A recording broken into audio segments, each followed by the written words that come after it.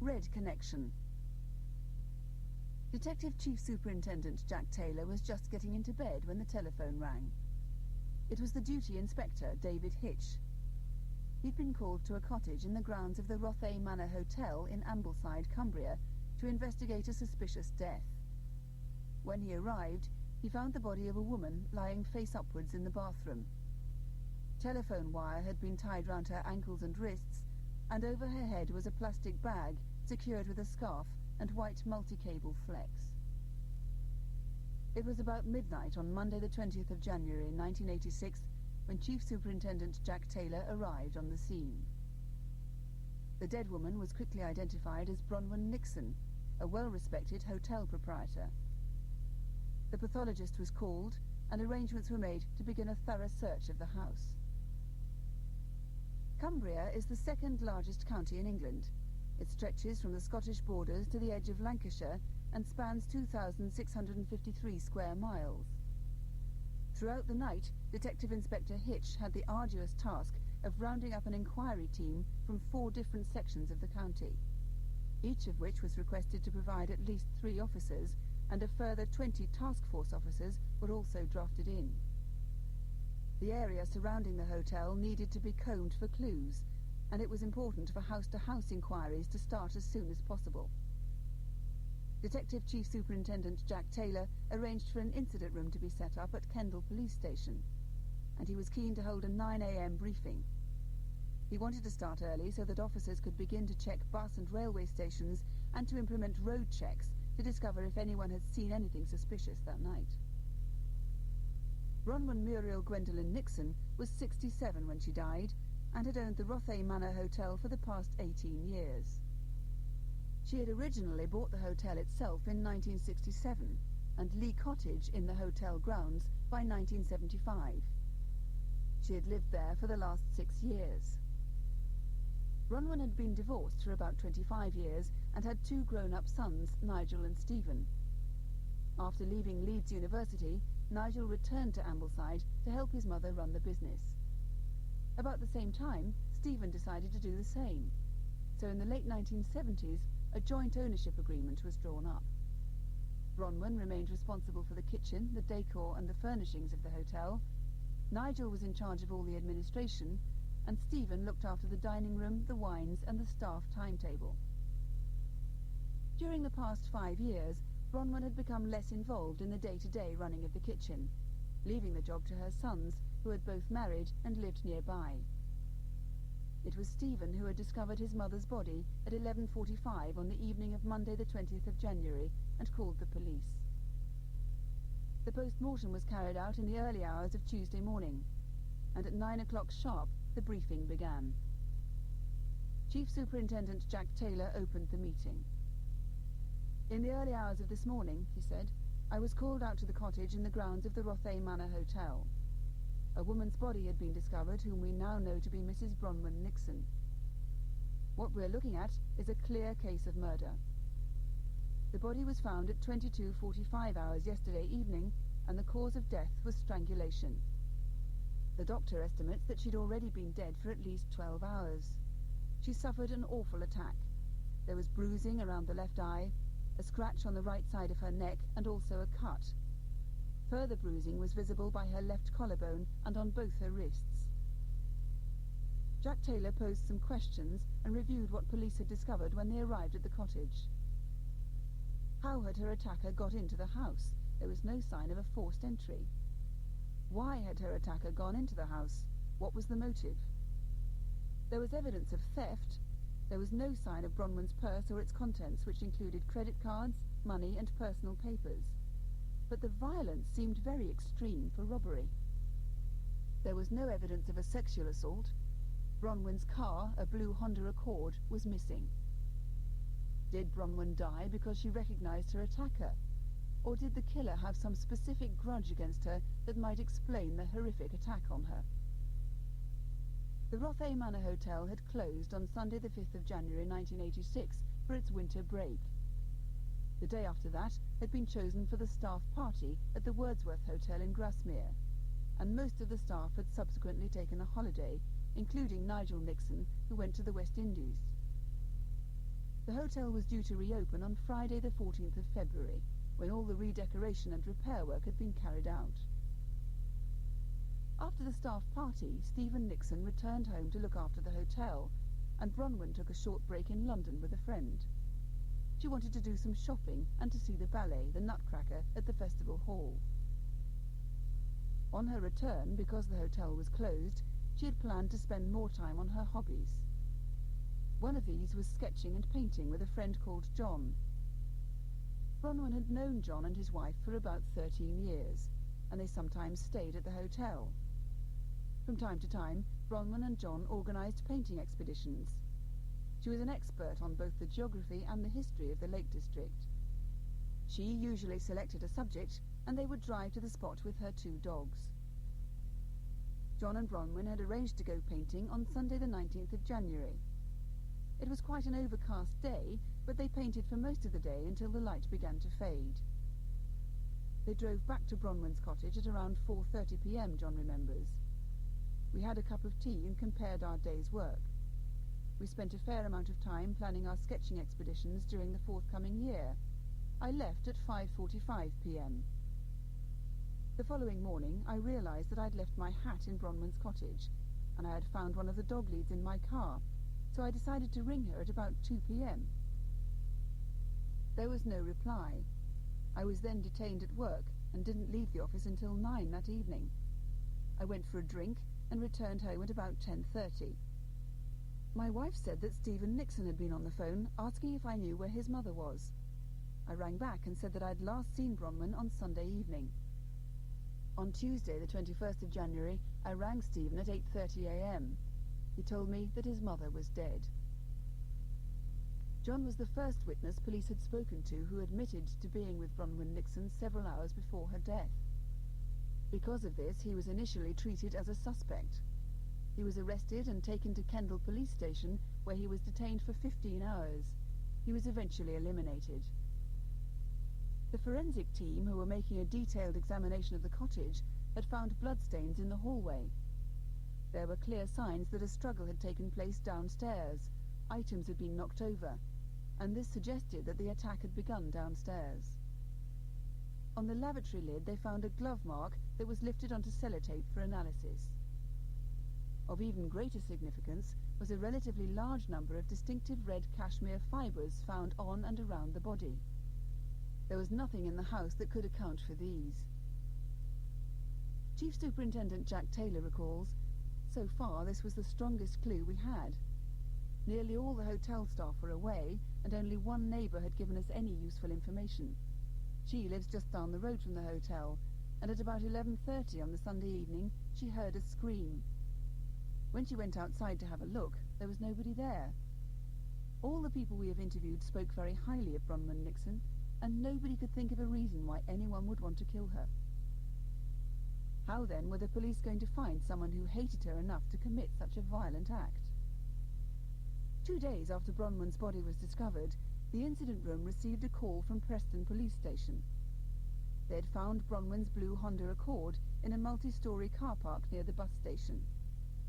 The only indication of how long it had been there was an excess charge ticket on the windscreen. Between 8 a.m. on Friday and 6:30 p.m. on Sunday, parking is free.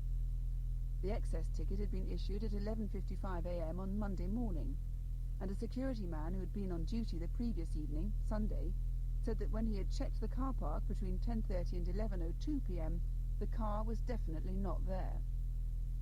If it was the killer who had parked Bronwyn's car in the multi-storey car park, then it's not surprising that it was not there late on Sunday evening.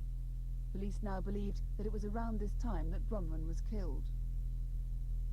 Stephen Nixon had last seen his mother alive on Saturday the 18th of January. He'd been at the hotel with his wife from about 12 noon until 4 p.m. He then left to play a game of squash. Around 5 o'clock, Bronwyn drove Stephen's wife home, and later that evening she went to a fundraising concert in Preston for the Liverpool Philharmonic Orchestra. Stephen knew his mother was going painting on the Sunday morning, and saw both her blue Honda and John's white Cortina parked outside the cottage around lunchtime. The next day, Monday the 20th of January, Stephen arrived at the hotel at about 9:45 in the morning. He noticed that his mother's car was not there, but thought she must have gone out shopping or to visit friends. The 2 dogs were outside. One was roaming around, and the other was tied up in its kennel.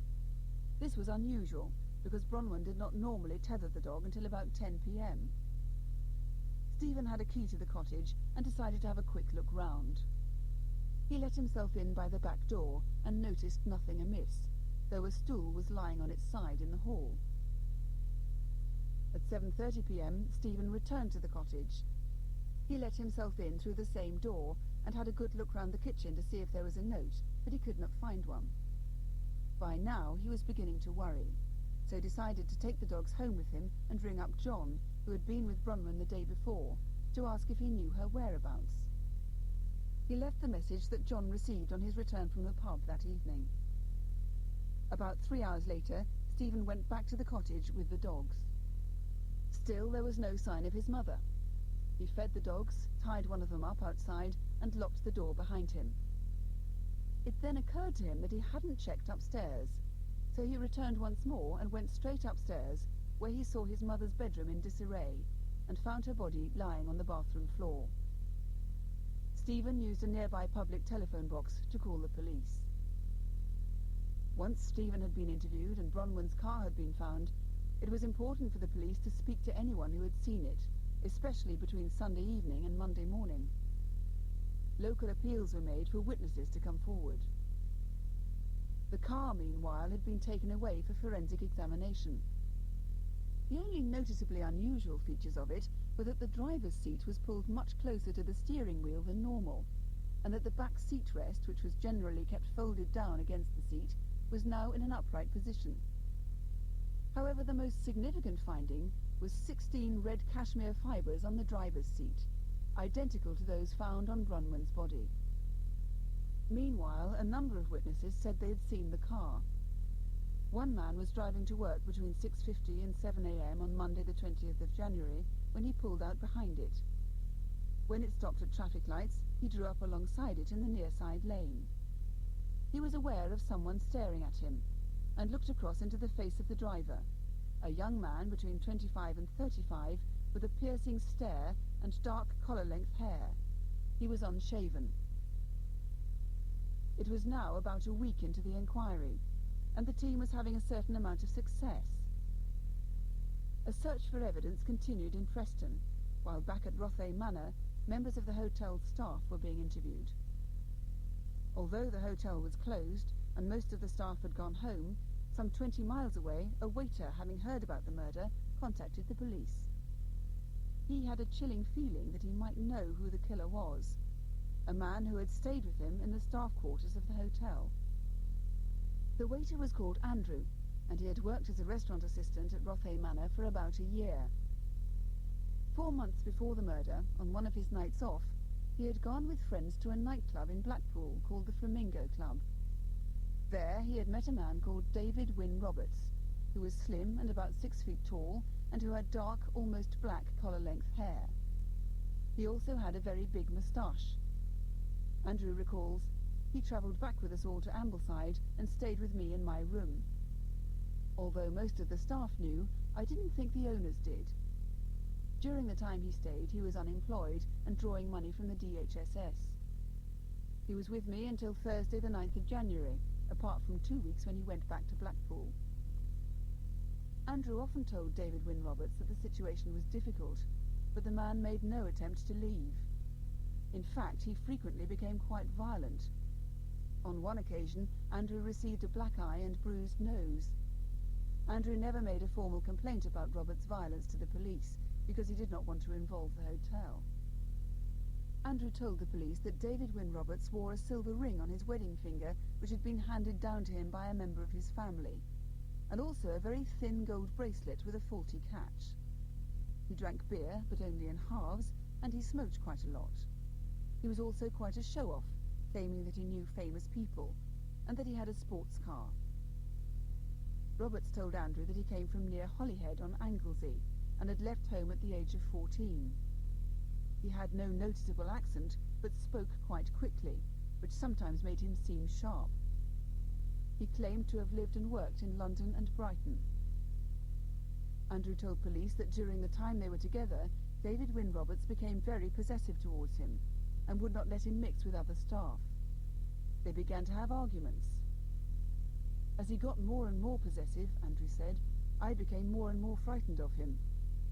Sometimes he even stood in front of the door, stopping me from going out. On the night of the staff party, Monday the 6th of January, they quarrelled.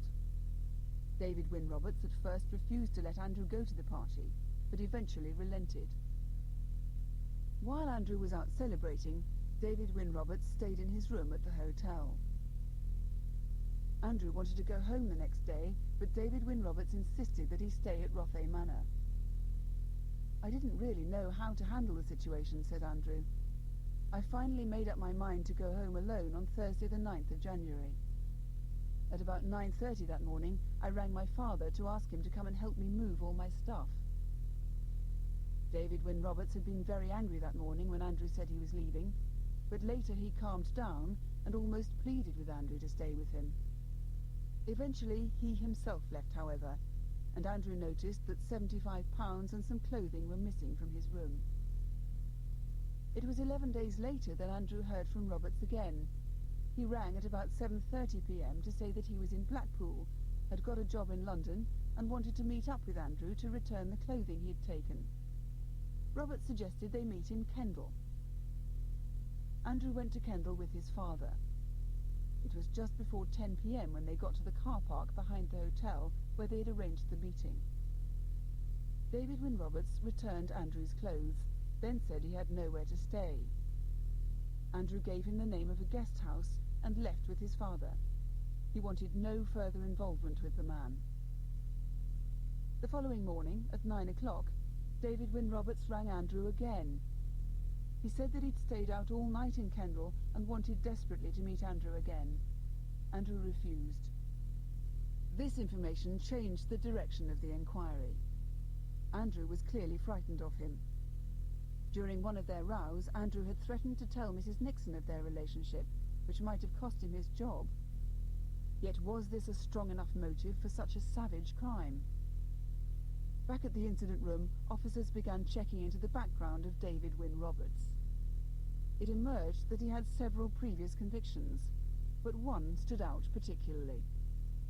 In July 1969, when Roberts was just 14, he was found guilty, after a 7-day trial, of stabbing a 73-year-old widow, Mrs. Sarah Hughes, several times with a bread knife at her bungalow in 4 Mile Bridge in Valley on Anglesey. Sarah Hughes was wealthy. She owned several properties in the area, which she rented out. She was described by locals as being an active community member who looked much younger than her age. She was also a meticulous woman with regular habits. Sarah Hughes was at school with Robert's grandmother and was quite friendly with his mother. Robert's father drew up the plans for the bungalow in which she lived. When the police were called to the murder scene, the bungalow appeared to have been ransacked, and an attempt had been made to drive Sarah Hughes's car from the garage. Money was missing from the house, including 10 £1 notes that had been given to her on the day of her death. Because he was an acquaintance of the deceased, David Wynne Roberts was interviewed as part of routine inquiries, and he gave an alibi. However, detectives found a number of discrepancies in his story, and after more interviews, he admitted to the murder and to attempting to drive Sarah Hughes' car away. When he was searched, £10 were found hidden in his anorak, and a search of his room revealed a book that he had hollowed out in order to hide a wallet. In the wallet were the pound notes given to Sarah on the morning of her death. He was tried, sentenced, and imprisoned. 16 years later, police inquiries concentrated on Blackpool. The Flamingo was a gay club in Blackpool's town centre. Detectives quickly established that Roberts had been a frequent visitor, and they interviewed over 500 members of the club. One of them, Chris, had been with Roberts the night before the murder. He described Roberts as about 30, 6 foot, and with an enormous black moustache. He was wearing a pale-coloured coat and a red scarf. Chris had borrowed his father's car, and he drove David Wynne Roberts to the Lord's guest house where Roberts was staying. It was about 1 a.m. They woke at about 9 o'clock. Chris recalls, "I had this funny feeling about Wynne. I wanted to go because I was feeling uneasy with him. I took a shower about 12 noon and left Wynne my telephone number." A few hours later, David Wynne Roberts rang to suggest they meet for a drink that evening, but Chris felt too tired. When Chris rang the Lord's Guest House on Thursday evening, Roberts had gone. The police now knew that David Wynne Roberts was in Blackpool, 75 miles away from Ambleside, on Sunday the 19th of January, the day of Bronwyn Nixon's murder. 2 officers went immediately to Lord's Guest House. The guest house was owned by Steve, who was heavily involved in the motor trade, so the day-to-day running of the business was left in the hands of his partner, John. John was on duty on Friday the 17th of January when he received a telephone call from David Wynne Roberts, who asked for a room. Roberts travelled from the railway station to the guest house by taxi.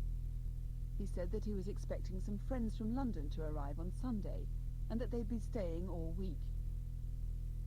That night, Roberts told John that he was going to Windermere to meet an ex-lover. The following morning, Saturday, John saw Roberts at about 10:30, and remembers that he seemed quite depressed about a relationship that had ended, presumably the one with Andrew, and wanted to talk. On Saturday evening, John and Steve saw David Wynne Roberts at the Flamingo Club. He was dancing with someone whom he later brought back to the guest house. This was Chris. John saw Chris leave the following morning, although Roberts stayed at the guest house until about 4 p.m. John recalls, "On Sunday afternoon we watched the Saturday night horror movie, which we'd videoed. Roberts told me he had read the book about Dennis Nielsen, was sorry for murderers, and understood why they did it." That evening, Steve and John did not see Roberts. At about 8 o'clock, Steve went to look in Roberts' room. His belongings were still there. At around midnight, before he went to bed, Steve checked the premises and locked the doors. There had been no sign of Roberts at all. The following morning, Monday, Steve got up around 8:30. He went downstairs and saw the keys to Roberts' room on the hall table. Beside them was an envelope containing the money Roberts owed for his stay, and a note that said, "I have decided to go to London. Thank you for your hospitality." His room was empty, and the bed did not appear to have been slept in. The police were now even more anxious to trace David Wynne Roberts. The period during which he was absent from his room at Lord's Guest House covered the time of the murder, and this, together with his sudden change of plan, made him the prime suspect. Detective Chief Superintendent Jack Taylor recalls, "We still had no idea where he was, and further inquiries came up with nothing. I decided to contact Crimewatch and to ask whether they would make a special appeal on our behalf. It was late in the day when I rang the production office, and I wasn't sure they'd be able to help us out. I was desperate, and I knew that a nationwide appeal was my best chance of finding him." Crimewatch only ever appeals for named suspects in the photocall part of the programme, which is made up of video recordings of robberies, together with photographs of individuals to whom the police would like to speak in connection with various crimes. This section of the programme usually consists of 4 cases, and because they have to be carefully researched, they're selected the week before the programme is broadcast. In fact, it was the very week of the programme's transmission when Jack Taylor rang the Crimewatch office.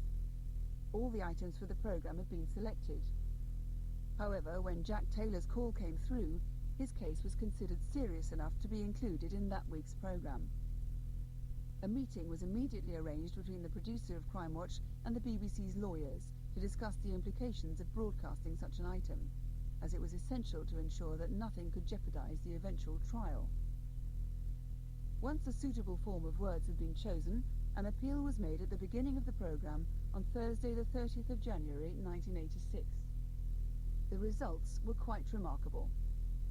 Fiona, a secretary, was at home in Cumbria watching Crimewatch, and as a picture of David Wynne Roberts flashed onto the screen, she recognised him immediately. On Sunday the 19th of January, Fiona had been staying with a friend in Lancaster. That evening she was due to get the bus home to Whitehaven at 6:40. She left her friend at around 6 p.m. to walk to Lancaster bus station, which took her about 20 minutes. She arrived in plenty of time, and waited outside the travel shop for her bus. she was joined by a tallish young man with blonde hair and 3 women. One was a student, and another was a slightly older woman with an Irish accent. Fiona remembered a man stopping to ask the Irish woman for the times of buses to Ambleside. He wore an earring and had a striking moustache. His eyes were piercing, the sort one doesn't quickly forget. Fiona remembered, too, that when the bus came, the man chatted to the bus driver about whether he could use a ticket he had. He was told that he could not, and had to pay £3 or £3.50. Eventually, she saw the man get off at Ambleside bus station.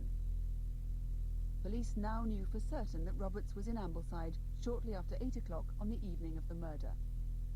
However, they were somewhat surprised by the events that followed the Crimewatch programme.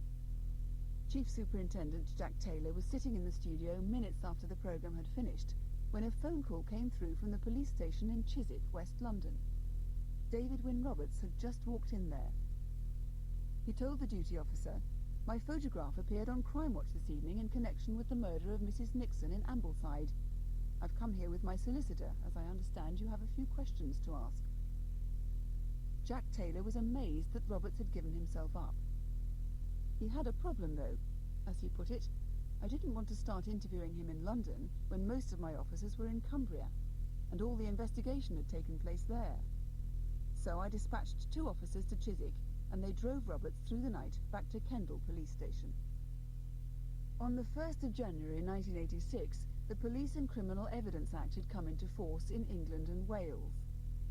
The aim of the legislation had been to review all the procedures associated with the arrest and subsequent trial of a suspect, and to replace the so-called judge's rules that had formerly guided the police, which were loosely written and open to misinterpretation, with procedures that established a proper balance between the interests of the community and the rights of individuals. Among other things, the Act permits the police to hold a suspect for no more than 24 hours without bringing charges, unless he or she is suspected of having committed a grave offence. And even then, an extension to a maximum of 96 hours has to be sanctioned by a magistrate's court, at which the suspect may be present and legally represented. The Act also prescribes that a custody record must be opened as soon as someone's arrested, that all suspects must be read their rights and told that they have the right to the services of a solicitor, that interviews must be recorded and timed precisely, and that anyone under arrest has the right to request that someone, usually a member of the family, be notified of the arrest, and the right to speak on the telephone to one person for a reasonable time, although the conversation will be listened to and may be used in evidence. So Chief Superintendent Jack Taylor and his team not only had the job of investigating a murder, they had the added complication of dealing with a new body of legislation that, if breached, could threaten the success of the whole inquiry. As a consequence, they involved the Crown Prosecution Service, which is responsible for preparing criminal cases for court at a very early stage. Jack Taylor made frequent visits to London and kept the Crown Prosecution Service informed of his every move. The morning after Crimewatch, he flew back to Cumbria and held a briefing in the library at Kendal Police Station. He said, "Now there is no doubt in my mind that Roberts is our man. I want to talk about strategy. The way to approach this first interview is to try to find out exactly where he's been since he left Rothay Manor. Let's break down his alibi and see where we go from there. Don't drop the previous murder on him at this stage. I want to keep it for later." 2 officers interviewed David Wynne Roberts, who appeared calm and relaxed. One officer began, "On Sunday the 19th of January, Mrs. Nixon, hotelier of the Rothay Manor Hotel, was murdered. I believe you knew her." Roberts said, "I met her once or twice."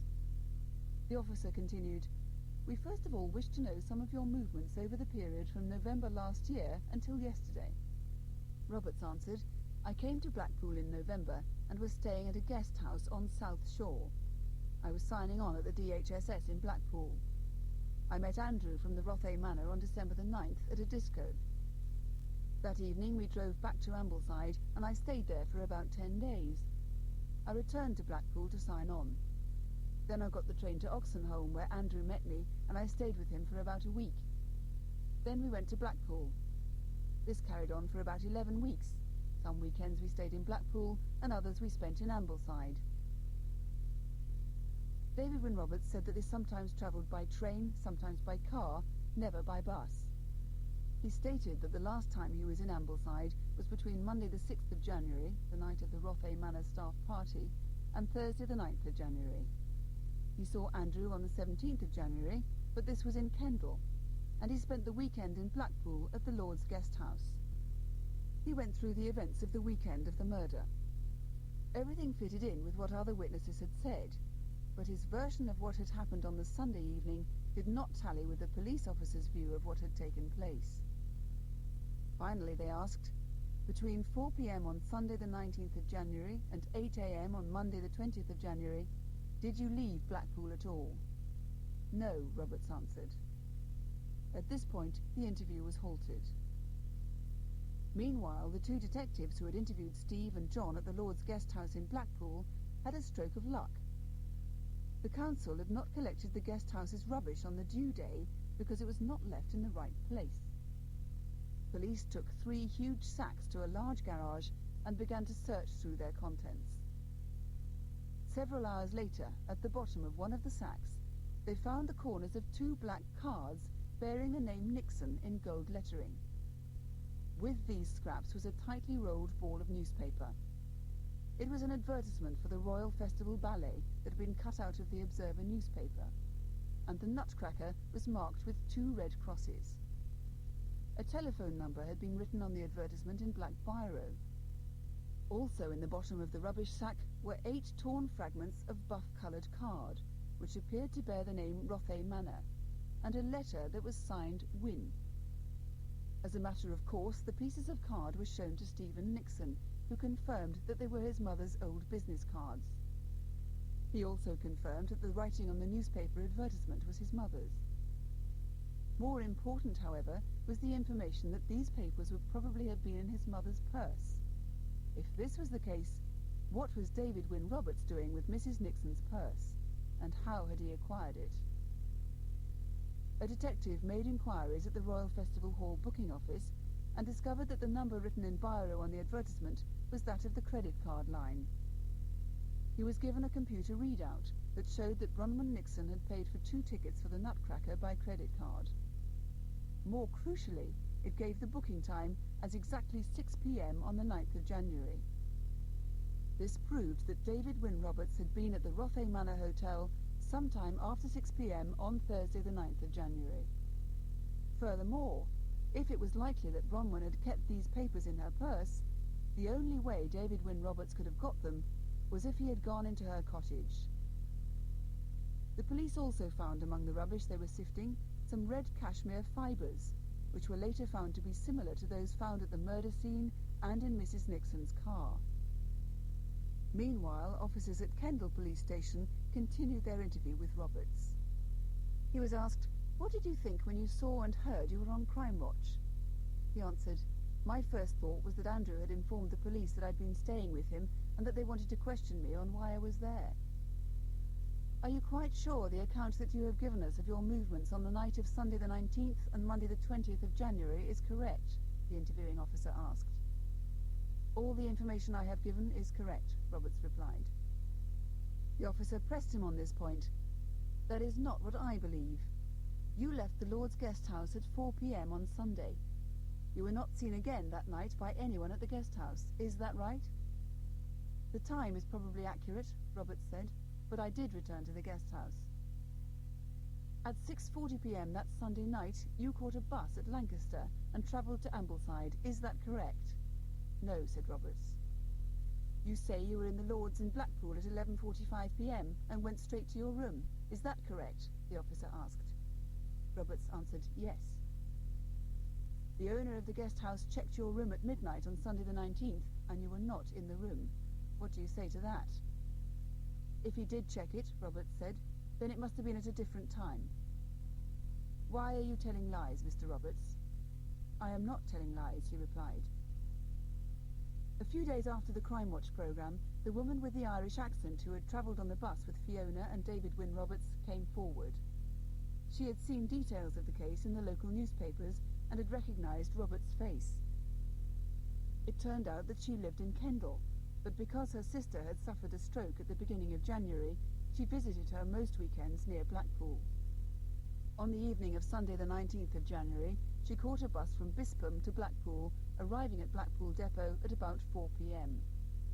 She had to wait an hour for her connection to Lancaster. She'd been on the bus only 5 minutes or so when she saw a man get on. He was about 30, she remembers, thinly built with dark collar-length hair. He had a large bushy moustache. I overheard him talking to the driver about going to Ambleside, and then he went upstairs. I didn't see him again until we both got off the bus at Lancaster sometime after 6 p.m. A couple of minutes later, the man approached me. He asked me which bus I was waiting for and whether it went to Ambleside. When the bus arrived, he sat next to the woman, although there were plenty of empty seats, and as she got off at Kendal, he said to her, "Take care." The police now had several witnesses who claimed to have seen Roberts on the bus on Sunday the 19th of January. He still denied that he had left Blackpool that day, so they decided to hold an identification parade. Roberts refused, on the grounds that his photograph had been shown both on television and in the press. Finally, the police had to arrange for him to sit behind a one-way mirror and be confronted by the witnesses, which was another option provided for by the Police and Criminal Evidence Act. In order to allow all the witnesses to confront David Wynne Roberts, the police needed more time. They had already been granted several extensions by the Magistrates' Court, and this was going to be their last chance to keep him in custody. Chief Superintendent Jack Taylor explained to the court that Roberts was going to be seen by several witnesses who might identify him, after which he'd be either released or charged. After a short hearing, the police were granted a further 36 hours. Jack Taylor recalls, "We had to keep David Wynne Roberts because after the initial interview he refused to answer any more questions, and we had a number of outstanding witnesses to approach. He also had a previous conviction for murder in similar circumstances." During his interview, Roberts had given the police the name of a Maltese friend, Renato, with whom he had stayed in London. 2 officers went to visit him.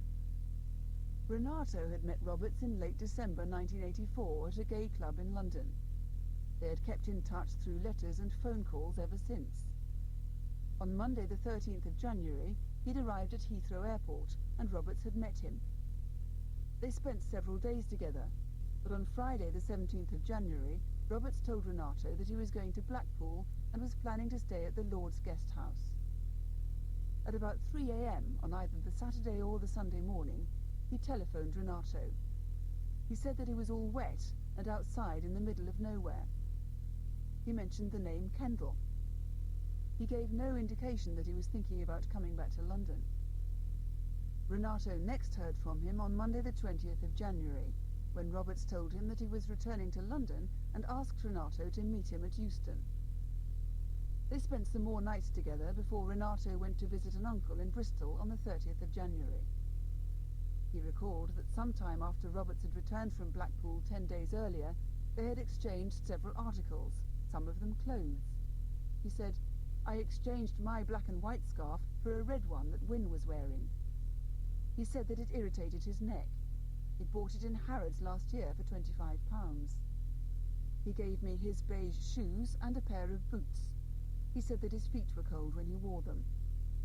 He also gave me a pair of black leather gloves and a grey wallet. He said the gloves had belonged to his friend Andrew from Kendal. Wynne said that he couldn't grip with them and that I could have them. He said he'd washed them. The wallet wasn't the type I would use, but I kept it and thought maybe I'd give it to my sister. Detectives could not believe what they had found. They now had a red cashmere scarf that had belonged to David Wynne Roberts in their possession.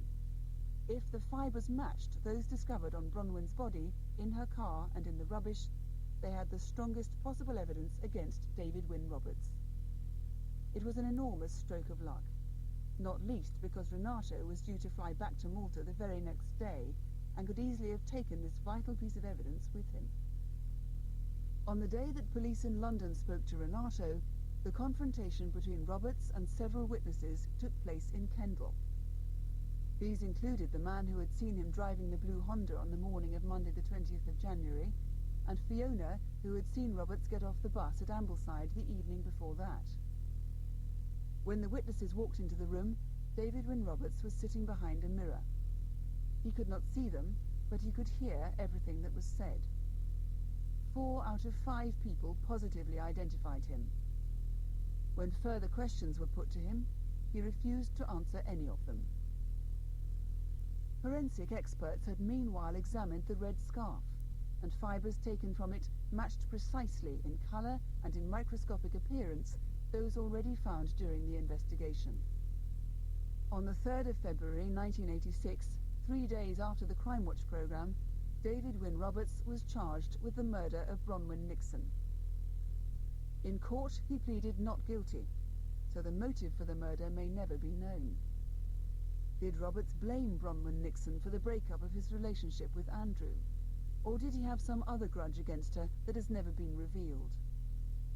Whatever the truth of it is, on the 1st of December 1986, at Manchester Crown Court, Roberts was found guilty and sentenced to life imprisonment. He's continued to deny his involvement with the crime. End